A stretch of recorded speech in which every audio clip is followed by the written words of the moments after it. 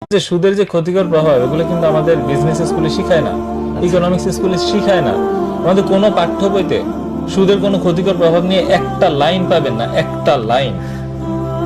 এত বড় একটা হারাম বস্তু কোনো ক্ষতিকর প্রভাব কোনো অর্থনীতিবিদ, কোনো ফাইন্যান্সিয়াল অ্যানালিস্ট, কোনো শিক্ষাবিদ, কোনো দার্শনিক আবিষ্কার করে যেতে পারে নাই।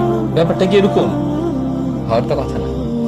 বরং আমাদের পাঠ্য বইগুলো এমন ভাবে সাজানো যেন সুদ একটি খুব ন্যাচারাল বস্তু, এটা অকারণে যেন ইসলামে হারাম করা হয়েছে। আমি অনেককে প্রশ্ন করেছি, বলেন তো সুদের ব্যবসার তফাৎটা কি?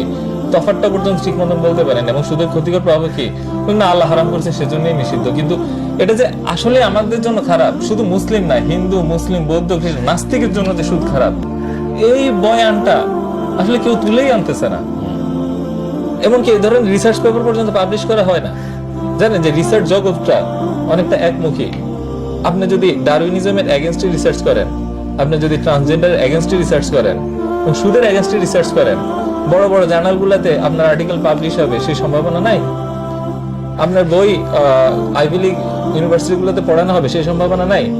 এমনকি এখন ওইসব দেশের বিশ্ববিদ্যালয়গুলোতে ছাত্ররা পর্যন্ত আন্দোলন করছে এই আপনার এই ধরনের গণহত্যার বিরুদ্ধে, তাদেরকে পর্যন্ত পিছিয়ে দেওয়া হচ্ছে। তার মানে গণহত্যার সমর্থক তারা। হ্যাঁ, আপনি কি মনে হয় তারা সুদের সমর্থক না?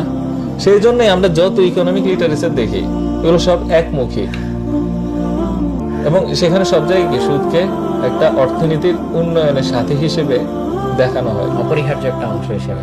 হ্যাঁ। সেজন্য এমনকি মুসলিমদের ব্রেইন এটা দিয়ে ওয়াশ হয়ে গেছে।